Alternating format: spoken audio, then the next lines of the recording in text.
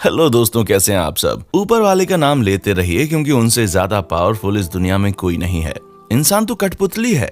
हम सब अपना अपना रोल अदा करने के लिए इस दुनिया में आते हैं और यहाँ से चले जाते हैं। कई ऐसी कहानियां हमने सुनी हैं जिन्हें सुनने के बाद किसी का भी रोना निकल जाए।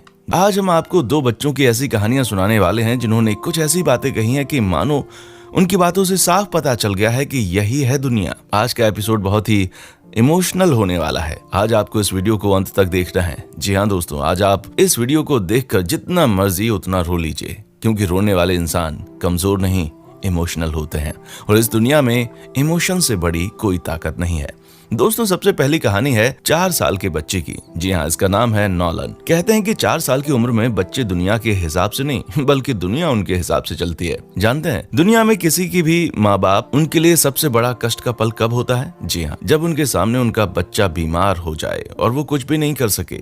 आज की कहानी भी कुछ ऐसी है दोस्तों। आज की कहानी में 4 साल के बच्चे के साथ भी कुछ ऐसा ही होता है। जी हाँ, यह हंसता खेलता बच्चा अचानक ही बीमार हो जाता है और उनके माँ पापा को लगता है कि ये नॉर्मल सर्दी है, खांसी है और इसे जल्द से जल्द ठीक कर दिया जाएगा। लेकिन दोस्तों, बात कुछ अलग ही थी। जी हाँ, जैसे ही ये हॉस्पिटल में जाते हैं तो पता चलता है कि ये सर्दी खांसी की बीमारी नॉर्मल नहीं थी, बल्कि ये कुछ और ही था। ये कैंसर से भी ज्यादा खतरनाक बीमारी थी। कैंसर की तरह शरीर में फैलती चली जाती है। आपको बता दूं कि जब इन्हें मम्मी पापा को डॉक्टर ने बताया तो वो कुछ बोल नहीं सके। वो वहीं पर बेहोश हो गए क्योंकि ये बहुत ही खतरनाक मामला था।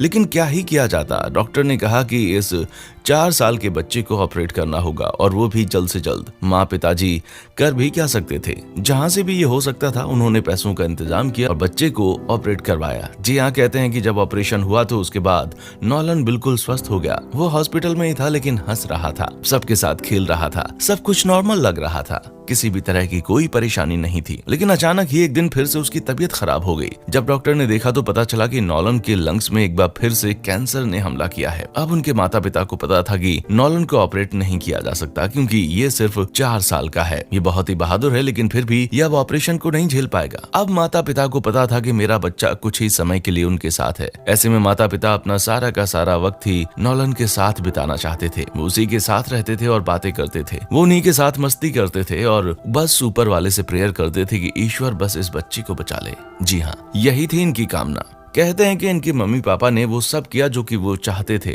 उन सब जगहों पर गए जहां नॉलन जाना चाहता था। वो सब अपने बच्चे के लिए किया जिससे इनके चेहरे पर खुशी के पल आए। लेकिन कहीं ना कहीं ये बात इनके मन में चल रही थी कि आज न कल मेरा बेटा मेरे हाथ से अलग हो जाएगा। एक दिन नॉलन अपने घर में खेल रहा था और उनकी मम्मी नहाने चली गई। लेकिन जब नहाकर वो वापस आई तो पता चला कि नॉलन पूरी तरह से बेहोश हो गया है। उन्हें समझ आ गया कि मेरा बच्चा वापस नहीं आएगा और वो जोर जोर से रोने लगी। अचानक ही नॉलन उठकर बैठ गया और जानते हैं क्या बोला? दोस्तों, इस लाइन की गहराई को आप समझिएगा। उन्होंने कहा कि आई लव यू मॉम। ये कहकर नॉलन, जो कि दोबारा सो गया, उसके बाद कभी नहीं उठ पाया। वो दुनिया को अलविदा कह चुका था। वो इस दुनिया से जा चुका था। उसकी मम्मी और पापा सन्न रह गए। उन्हें कुछ भी समझ नहीं आ रहा था कि इस पल के लिए कहीं ना कहीं मेंटली वो तैयार थे ही, लेकिन क्या वाकई में इस तकलीफ से वो उबर पाएंगे? ये एक बहुत ही बड़ा सवाल था। मम्मी पापा से नॉलन ने एक बात कही थी और वो ये थी कि मेरे संस्कार में जो भी आएगा वो रोएगा नहीं बल्कि हंसते हुए आएगा और हंसते हुए ही जाएगा। ये बात उनके मम्मी पापा को अच्छे से याद थी। तभी उन्होंने सबको पहले ही कह दिया था कि सबको हंसते हुए आना है और हंसते हुए ही वापस जाना है। आप देखिए कि कैसे नॉलन के साथ आखिरी पल में उनके रिलेटिव्स हंसते हुए नजर आ रहे हैं। नॉलन 4 साल का बच्चा था और उनकी एक इच्छा थी कि उनकी मम्मी पुलिस में काम करें। जी हाँ, इस बात को उनकी माँ ने पूरा कर दिया। नॉलन के जाने के बाद 2 साल बाद उनकी मम्मी को पुलिस की नौकरी मिल गई और वो बहुत ही बहादुर पुलिस महिला बनी। आप सोचिए कि एक माँ बाप अपने बच्चे के लिए क्या क्या नहीं करते, अपने बच्चे के लिए किस किस तरह से काम करते हैं, वो भी दिन रात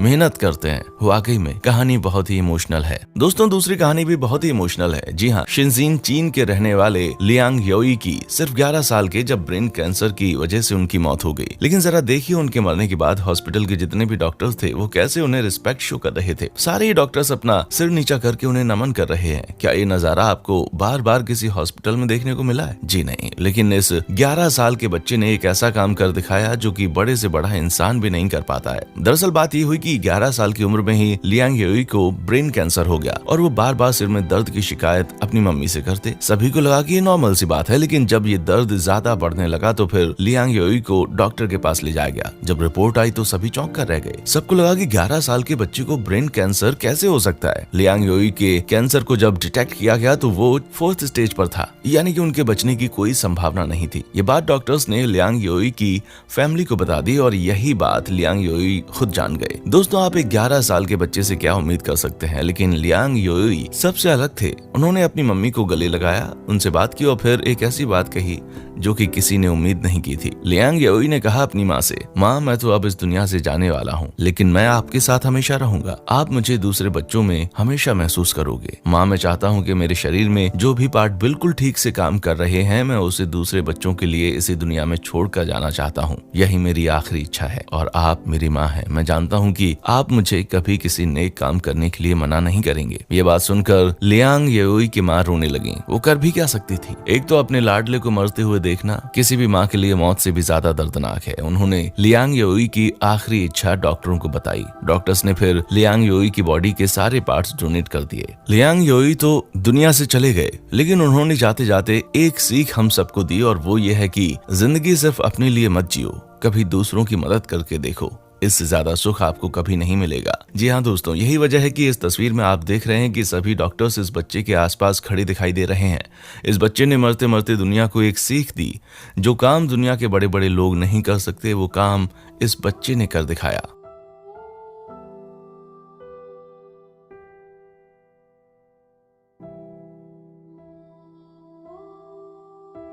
दोस्तों, अब हम आपको दिखाते हैं एक और कहानी जो कि वाकई में बहुत ही दर्दनाक है। एक 16 साल का लड़का जो कि अपने दोस्तों के साथ फुल ऑन मस्ती भी करता था, लेकिन एक दिन न जाने क्या हुआ कि एक दोस्त के साथ लड़ाई हो रही थी और सिर में उसे बहुत तेज चोट आई। कहा जाता है कि इतनी गंभीर चोट आई कि ये बेहोश हो गया। कहा जाता है कि इनकी हालत बहुत ही खराब हो गई, ब्लड सिर से रुक नहीं रहा था। ऐसे में जब पता चला कि इनके सिर में कई सारे सीमेंट के कण घुस गए तो सबके सब हैरान हो गए। सबको लगा कि इनका बचना अब इम्पॉसिबल है। जी हाँ दोस्तों, डॉक्टर्स ने भी यही कहा कि इनकी सर्जरी करनी होगी, लेकिन ये बात किसी को पता नहीं थी कि ये दोबारा ऑपरेशन रूम से जिंदा लौट भी पाएगा या नहीं। लेकिन दोस्तों, जानते हैं इन्होंने क्या कहा अपने पापा से सर्जरी के समय जाते हुए? इन्होंने कहा कि पापा, I love you so much. अगर मेरे से कुछ गलती हुई है तो मुझे माफ करना। जी हाँ, साथ ही इन्होंने अपनी मम्मी से भी फोन पर बात की और कहा कि माँ मैं आपको बहुत प्यार करता हूँ। दोस्तों, कहा जाता है कि इसके बाद वो खूब रोने लगे क्योंकि जानते थे कि वो शायद दोबारा इस दुनिया को नहीं देख पाएंगे। लेकिन दोस्तों, 4 दिनों तक चली सर्जरी के बाद ये ठीक हो गए।